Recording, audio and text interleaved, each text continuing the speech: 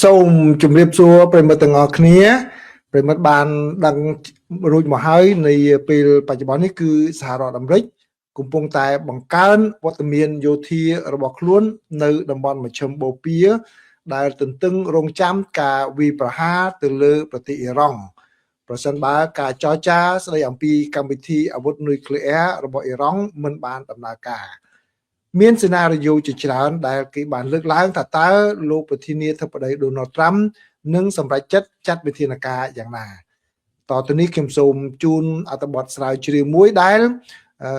ចងក្រងដោយសាស្ត្រាចារ្យសាកលវិទ្យាល័យនៅសហរដ្ឋអាមេរិកនេះតកតងជាមួយនឹងសេណារីយ៉ូចំនួន4ដែលអាចនឹងកើតមានឡើងប្រសិនបើសហរដ្ឋអាមេរិកបើកការវាយប្រហារទៅលើប្រទេសអ៊ីរ៉ង់ក៏ប៉ុន្តែមុនដំបូងនេះតើអ្វីទៅដែលអាចនឹងឈានទៅដល់ការវាយប្រហារតើការវាយប្រហារមានទ្រង់ទ្រាយបែបណាចំណុចទី1ដែលអ្នកវិភាគបានរកឃើញនោះគឺថាប្រកាសណាស់គឺសង្គ្រាមរបស់សហរដ្ឋអាមេរិកទៅលើប្រទេសអ៊ីរ៉ង់ហ្នឹងគឺប្រហែលជាមិនមែនជាសង្គ្រាមដើម្បីចូលទៅកាន់កាប់ប្រទេសអ៊ីរ៉ង់នោះទេពីព្រោះអីសញ្ញានានាបានបង្ហាញថាសហរដ្ឋអាមេរិកមិនបានត្រៀមកងទ័ពជើងគោករបស់ខ្លួនដើម្បីការគ្រប់គ្រងទៅលើប្រទេសអ៊ីរ៉ង់ទេគឺភាគច្រើនគឺត្រៀមកម្លាំងទ័ពតាមជើងទឹកហើយនឹងជើងអាកាសដែលអាចនឹងបើកការវាយប្រហារតែម្ដងគឺដូច្នេះមិនមានចេតនាឬក៏សូចនាករឬក៏ជាសញ្ញាណាមួយដែលថាអាមេរិកនឹងទៅកាន់កាប់នៅក្នុងប្រទេសអ៊ីរ៉ង់នោះទេបាទទី2គឺអ្វីដែលអ្នកវិភាគមើលឃើញនោះគឺលោកប្រធានាធិបតី Donald Trump ប្រហែលជានឹងគេចឲ្យផុតពីកំហុសក្នុងពេលកន្លងមករបស់ប្រធានាធិបតីមុនរបស់សហរដ្ឋអាមេរិកដែលយកគំរូនៃប្រទេសអ៊ីរ៉ាក់មកដាក់គឺសហរដ្ឋអាមេរិកបញ្ជូនកងទ័ពជើងគោកទៅហើយប្រយុទ្ធនៅជើងគោកដែលបានបណ្ដាលឲ្យកងទ័ពរបស់សហរដ្ឋអាមេរិកស្លាប់បាត់បង់ជីវិតជាច្រើនហើយថែមទាំងគ្រប់គ្រងទៅលើប្រទេសអ៊ីរ៉ាក់ដែលលោកប្រធានាធិបតី Trump បានចាត់ទុកថានេះគឺជាការមួយប្រព្រឹត្តនៅកំហុសដ៏ធំពីខាងសហរដ្ឋអាមេរិកដូច្នេះលោកប្រហែលជានឹងមិនបង្កើតកំហុសបែបនេះសម្រាប់អាណត្តិរបស់លោកនោះទេហើយចំណុចទី3ខាងភាគីអ៊ីរ៉ង់វិញក៏ហាក់ដូចជាដឹងខ្លួនដែរថាឥឡូវនេះប្រហែលជាសហរដ្ឋអាមេរិកគឺប្រើល្បិចដូចមុនទៀតហើយកាលពីពេលមុនគឺកំពុងតែចរចារវាងសហរដ្ឋអាមេរិកជាមួយនឹងអ៊ីរ៉ង់អំពីកម្មវិធីនុយក្លេអ៊ែរនោះស្រាប់តែប្រទេសអ៊ីរ៉ង់ដោយថាទម្លាក់ដៃមិនសូវមានការប្រុងប្រយ័ត្នសហរដ្ឋអាមេរិកបើកការវាយប្រហារតែម្ដងដូច្នេះគឺប្រហែលជាល្បិចនេះមិនអាចនឹងធ្វើ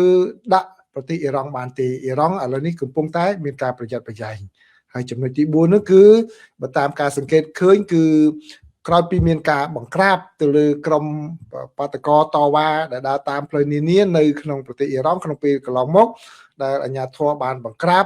រហូតដល់មានអ្នកស្ដាប់រាប់ពាន់អ្នកនោះគឺកងកម្លាំងឆ្មាំជាតិរបស់អ៊ីរ៉ង់កងកម្លាំងសន្តិសុខ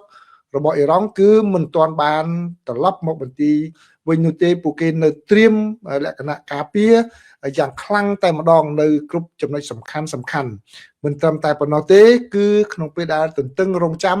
ថាសហរដ្ឋអាមេរិកអាចនឹងវាយប្រហារនោះគឺមន្ត្រីសន្តិសុខរបស់អ៊ីរ៉ង់បានខិតខំតាមកំទេចបណ្ដាញចារកម្មរបស់អ៊ីស្រាអែលពីព្រោះក្នុងការវាយប្រហារកាលពីខែមិថុនាឆ្នាំ2025គឺដោយសារតែកម្លាំងចារកម្មរបស់អ៊ីស្រាអែលបានជ្រៀតចូលទៅក្នុងកម្លាំងចារកម្មរបស់ខាងអ៊ីរ៉ង់ធ្វើឲ្យការវាយប្រហារទៅលើគោលដៅហ្នឹងគឺបានចំគោលដៅជាច្រើនឥឡូវនេះគឺអ៊ីរ៉ង់បានសិក្សាពីចំណុចនេះហើយចំណុចទី5គឺការទម្លាក់គ្រាប់បែករបស់សហរដ្ឋអាមេរិកនេះគឺទំនងជាមិនខុសអ្វីពីការដែលកើតឡើងកាលពីសង្គ្រាមកាលពី12ថ្ងៃមុននោះទេបាទបើដូច្នេះមែនគឺ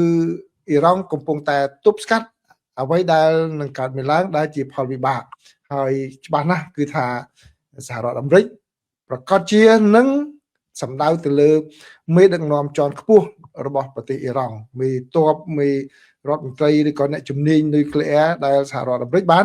កំទេចនៅពេលមុនបាទដូច្នេះវាចូលដល់ចំណុចទី6បើសិនជាក្នុងករណីដែលសហរដ្ឋអាមេរិកកំទេចមេដឹកនាំទាំងអស់នេះ ប៉ះទៅដល់ចំបាទមេដឹកនាំជាន់ខ្ពស់គឺលោកអាយ៉ាតូឡាខាមេនីតើរឿងអ្វីនឹងកើតមានឡើងប្រសិនបើមេដឹកនាំកម្ពុជាបានស្លាប់នៅក្នុងការវាយប្រហារនេះពីព្រោះការវាយប្រហារកាលពីខែមិថុនាឆ្នាំមុនគឺប៊ីតែនឹងធ្វើឲ្យខាងអ៊ីរ៉ង់នោះគឺស្លាប់បាត់បង់ជីវិត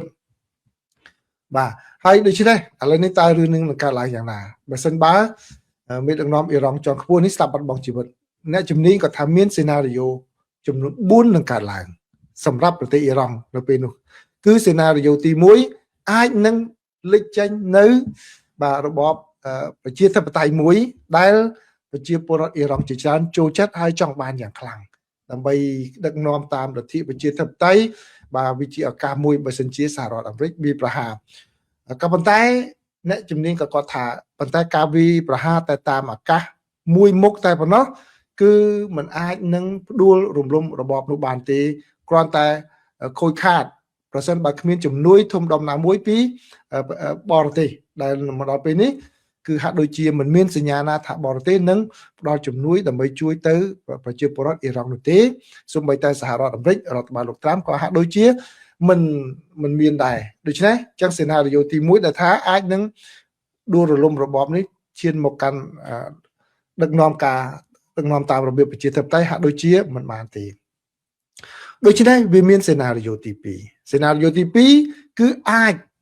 ដែលសហរដ្ឋអាមេរិកនិងអ៊ីស្រាអែលគឺនឹងប្រទេសនៅបណ្ដាសមុទ្រឈូងសមុទ្រមួយចំនួនសមុទ្រ PAX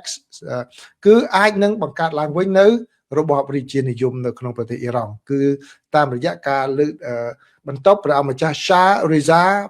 Pahlavi ឲ្យព្រះអង្គឡើងគ្រងរាជ្យបាទពីព្រោះអីបាទខាងអ៊ីស្រាអែលក៏ទំនងជាពេញចិត្តនឹងព្រះអង្គហើយខាងប្រចាំប្រទេសហ្នឹងគឺក៏ពេញចិត្តនឹងព្រះអង្គផងដែរក៏ប៉ុន្តែអ្វីដែលជាចំណុចមិនសូវតែមិនអាចទៅរួចនោះគឺប្រជាជនអ៊ីរ៉ង់មួយចំនួនដែលខាងស្ថិតនៅក្រោមការគ្រប់គ្រងរបស់ស្ដេចយូហៃនោះគឺដូចជាមានអារម្មណ៍នឿយណាយធុញទ្រាន់ប្រហែលជាគេមិនអាចនឹងទទួលយកមេដឹកនាំមួយទៀតដែលជាអ្នករាជានិយមមកគ្រប់គ្រងពួកគេទេពួកគេចង់បានលទ្ធិប្រជាធិបតេយ្យចង់មានសេរីភាពនៅក្នុងការបញ្ចេញមតិនិយាយអ្វីបានរបៀបជាប្រចាំប្រទេសបាទដូច្នេះសេណារីយ៉ូទី2ក៏ទំនងជានឹងមិនអាចកើតមានឡើងបានដែរដូច្នេះសេណារីយ៉ូទី3គឺបានន័យថាការកំទេចរបស់សហរដ្ឋអាមេរិកហើយគឺទុកឲ្យប្រទេសអ៊ីរ៉ង់មួយហ្នឹងវិវត្តទៅតាមដំណើរការរបស់វាគឺคล้ายទៅជាអ្នកណាខ្លាំងដែលនឹងមកដឹកនាំគឺคล้ายទៅជារដ្ឋមួយដែលបាទមិនជោគជ័យទេរដ្ឋដែលមានបញ្ហាសង្គ្រាមស៊ីវិលរឿងអ្វីកើតឡើងនៅក្នុងនោះជាច្រើនបាទនេះគឺជាសេណារីយ៉ូមួយដែលអ្នកជំនាញក៏ថាប្រហែលជាអ៊ីស្រាអែលនឹងចូលចិត្តពីព្រោះអីអ៊ីស្រាអែលមិនចង់ឲ្យប្រទេសអ៊ីរ៉ង់មួយដែលខ្លាំងក្លានោះទេបាទហើយដូច្នេះវាមានសង្គ្រាមស៊ីវិលបែកបាក់ជាតិសាសន៍អញ្ចឹងទៅគឺទុនខ្សោយដែលมันអាចបង្កការគំរាមកំហែងទៅដល់អ៊ីស្រាអែលបានក៏ប៉ុន្តែបណ្ដាប្រទេសនៅតំបន់ជើងសមុទ្រ PAX ដែលកាន់សាសនាអ៊ីស្លាមមួយចំនួនគាត់អត់ចង់បានសេណារីយ៉ូបែបនោះទេពីព្រោះបើកាលណារឿងនឹងកើតឡើងទៅគឺប្រកាសណាស់គឺនៅក្នុងតំបន់នោះមានអស្ថិរភាពបាទដូចជាក្នុងពេលកន្លងមកគឺនៅអ៊ីរ៉ាក់នៅសេរីហ្នឹងគឺមានការលំបាកទៅដល់ការធ្វើពាណិជ្ជកម្មហើយមានការចេញនៅអ្នកដែលជនភៀសខ្លួនអីជាច្រើនមកទៅក្នុងតំបន់នោះផងដែលបណ្ដាប្រទេសនៅប្លុកអារ៉ាប់មួយចំនួនមិនចង់ឃើញទេដូច្នេះសេណារីយ៉ូទី4គឺធ្វើយ៉ាងណាឲ្យពួកដែលកងឆ្មាំជាតិហ្នឹងបាទនៅបន្តការអំណាចដោយគំតិចតែមេដឹកនាំដែលមានលក្ខណៈជាសាសនាតឹងរឹងនៅក្នុងប្រទេសអ៊ីរ៉ង់ហ្នឹងគឺឲ្យពួកយោធាហ្នឹងគ្រប់គ្រងអំណាចវិញពីព្រោះអីសេណារីយ៉ូបែបនេះក៏វាស្រដៀងគ្នាជាមួយនឹងប្រទេសអារ៉ាប៊ីសាអូឌីដែរគឺមេដឹកនាំនៅទីនោះ